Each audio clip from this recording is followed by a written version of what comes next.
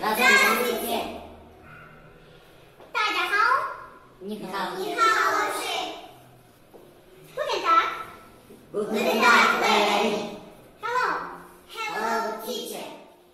Sen sevmezsen gender pairs, sanatlar, ülkü, malumatlarda esnek, cazı, birbirinizi uğramış. Biz de sanatın maksadı. Kızıl karıştır. Suğusak. Tütkür.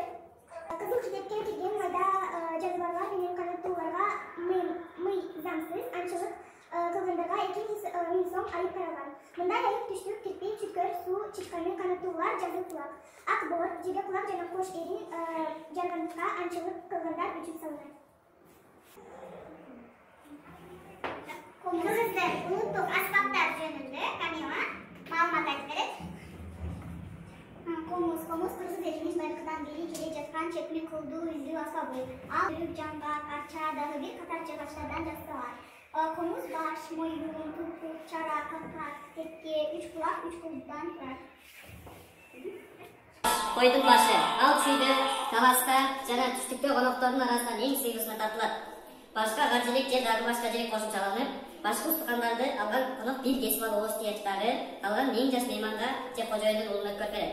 Ал эми нарын жана сүкөл тарапта дароо эле кичүү конокко тартылат. Ал баштуу затта эки төмөндөгү эрежелерди сактоо менен отурган конокторго бөлүштүрүп берет. Кулакты атасынын сөзүн угуп жүйсүн деп кожоюндун уулуна берет. Куймулчак койдун куйрук этинин майгул бөлүгү. Муну эң урматтуу улгайган аялга, байбичеге же кудагыйга тартылат. Жамбаш койдун жумшак, ширелүү эти жана жетиштүү майы бар жамбаш сөөгү. Бул сыйгуу устукан, аны башты алгандан кийин эң урматтуу конокко тартышат. Бул эркекте аялда болушу ыктымал. Жото жилик, чүкөлүү жилик. Бул устукан маанилүүлүгү боюнча жамбаштан кийин турат. Адатта эркекке тартылат. Бул устуканда негизги сөөгүнөн илгерки кыргыздар бешик менен жасашкан. Башка жилик, эки көп жилик. Бул да сыйгуу устукан. Жото жиликтен кийин келет. Бул жиликти устукан катары эркекке да аялга да тартышат. Мында эң даамдуу чучук бар. Кар жилик. Башка жиликтен кийин келген сыйлуу устукандардын бири болуп эсептелет. Өткөн замандарда жиликтер бул жиликти өзү менен кошо жортулгалы кетишкен. Же болбосо тазаланган жана корготулган кар жиликти душмандардан, ою бузук адамдардан коргойт деп оз үйдүн киребесине ийип коюшкан. Далы улуулугу боюнча кар жиликтен кийин келип эркекке да аялга да тартыла берет. Мурдагы замандарда кыргыздар далы менен төлгө тартышып, кийинки жылдын аба ырайы жана болчу түшүндү алдын ала айтышкан. Күн жилик. Бул жиликтин эти өтө даамдуу болгону менен аталышынан улам көпчүлүк жерлерде устукан катары тартылбайт. Себеби дегенде бул устуканды илгери үйдүн ээсинин экинчи аялына же сүйүүчүсүнө өткөрүп берген. Омуртка. Муну бөлүп жаш конокторго устукан катары тартылат. Карчыга. Омуртка сыяктуу эле кабыргаларды да өз-өзүнчө устукан катары берсе болот. Төш. Кыздарга, жээн кыздарга арналган устукан. Ата энелер төштө турмушка чыккан кызынын үйүнө чийки же башка устукан боюнча менин суроолорум бар. Биринчи суроо, куймулчак кимге тартылат? Сезим? Муну улгайган аялга, байбичеге же кудагыйга тартышат. Экинчи суроо, омуртка кимге тартылат? Даниэл, омуртканы бөлүп жаш конокторго берсе болот.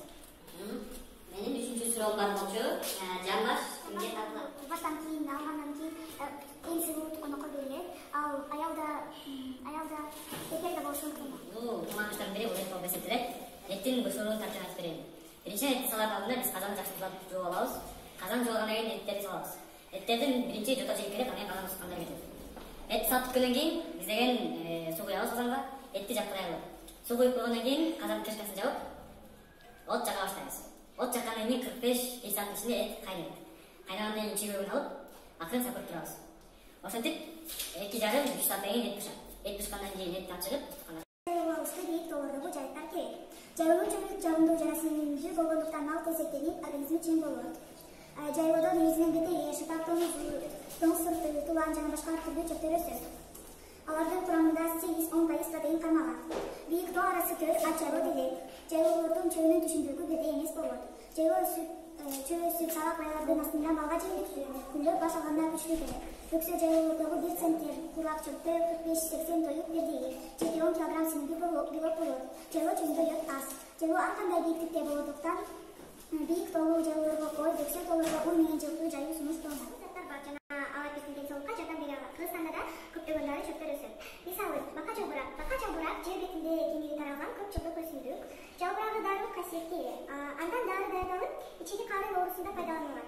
Көпөйтүлгөн жалбырактардын маңызы жөтөлгө жана жара оорусунда колдонулат. Кыргызстандын бардык жерлеринде кездешип, айрыкча арык жээктеринде, жол бойлорунда, тоо этектеринде, жайыкта өсөт. Итмурун жапайы жана эгиме өсүмдүк. Мөмөсү дары катары пайдаланылат. Мөмөсүндө С жана башка витаминдер бар. Итмурундан жасалган дарылар витамин катары жана тамак сиңирүүнү жакшыртуу үчүн сунуш кылат.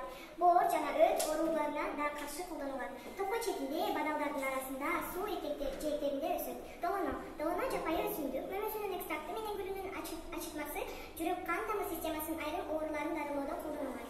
Жана дагы ар кандай дары өсүмдүктөрдүн түрлөрү биздин өлкөбүздө бар экен. Мисалы, чакан, жер тышындагы эл чарбасына керектүү минералдык заттар. Кураган менен эл чарбасына колдонушуна 3 топко бөлүнөт. Күйүүчү кең балыктар, андан нефть, күйүүчү газдар жана көмүр, чыңкыл, күйүүчү сланецтер кирет. Андан тышкары кара жана түстүк металлдар болот. Анга алтын, күмүш жана башкалар кирет. Андан тышкары металл эмес кең балыктар. Ал химия боюнча чыгарылган. Анга гипс, күкүрт, апатит, фосфорит жана башкалар кирет. Айгүл гүлү кызыл китепке киргизилген, ошондуктан абдан баалуу өсүмдүк болуп эсептелет. Бул багырымдуу байланыштагы деталь сүйлөм, анткени эки жөнөкөй сүйлөмдөн турат. Киргизилген эмне кылган киргизилген, бул сүйлөмдүн баяндоочу. Киргизилген эмне айгүл гүлү, бул сүйлөмдүн ээси. Киргизилген эмнеге кызыл китепке, бул сүйлөмдүн толуктоочу. Ошондуктан абдан баалуу өсүмдүк болуп эсептелет. Баяндоочу. Болуп эсептелет эмне өсүмдүк, бул сүйлөмдүн ээси. Абдан баалуу кандай, абдан баалуу бул сүйлөмдүн өнөктөөчү.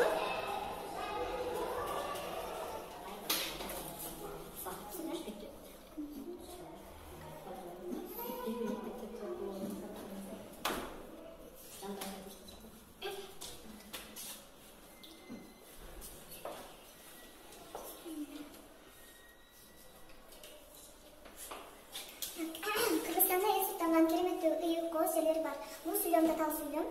Эң биринчи сүйлөмдүн баяндоочун табабыз бар. Эмне жерлер кандай кереметтүү, ыйык, кооз, суктанган бар кайда Кыргызстанда. Бул сүйлөмдүн ордун жай өсөт, эл күн көрөт, мен дала менен жашайм. Чындык айтып атам, тең байланыштагы татаал сүйлөм. Сүйлөмдүн баяндоочу жашайм. Эмне кылам жашайм киммен? Жашайм жан жай сүйлөмдүн баяндоочу. Жай эмне жан. Ekin ösöt emne kılat, ösöt сүйлөмдүн баяндоочу, ösöt эмне ekin. El күн көрөт сүйлөмдүн баяндоочу, көрөт күн. Сааттын жыйынтыгында сен үчүн эмне маанилүү болду? Маалыматтар пайда болдубу? Сен кандай иштедиң деген суроолорго жооп берип, жүрөкчөнүн ичине иштедиң деген суроолорго жооп берип, жүрөкчөнүн ичине жактайсың.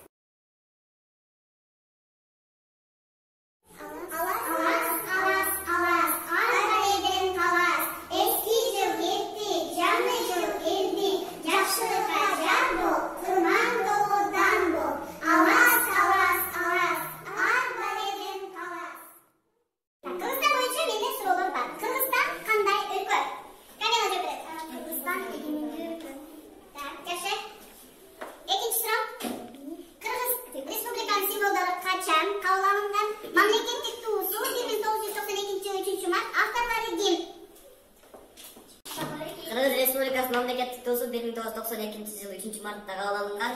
Мамлекеттүүлүктүн башкы белгиси болуп кызыл түстөгү туу.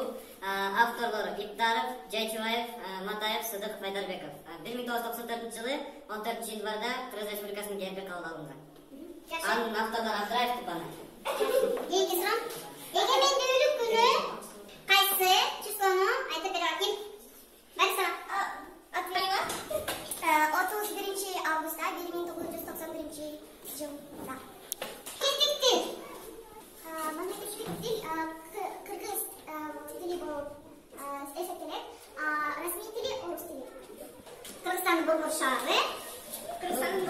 Бишкек. Кийинки дагы бир сурообуз калды. Акыркы суроо.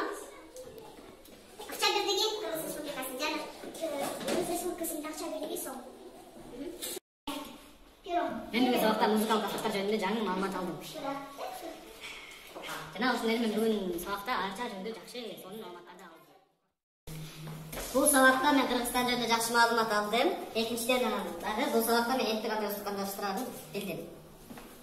Мен бул сабакта АК1 секилдүү 35 кыштай калганын билдим. Жана биз кандай өсүмдүктөр, кандай музыкалык аспаптар бар.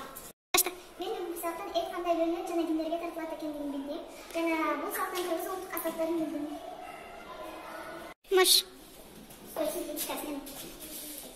Бүгүнкү сабакта мен анда жаңы маалымат алдым.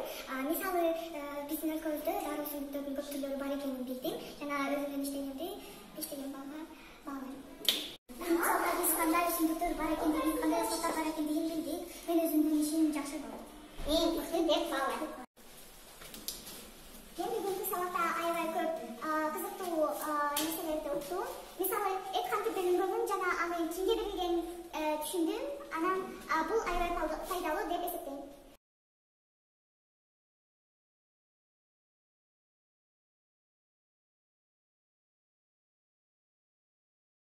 Азыр биз бири-бирибизге жакшы маанай тартуулайбыз.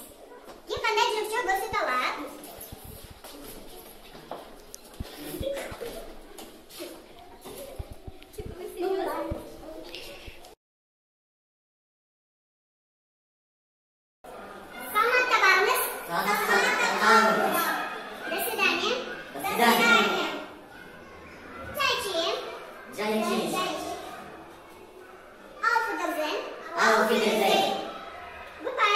Goodbye.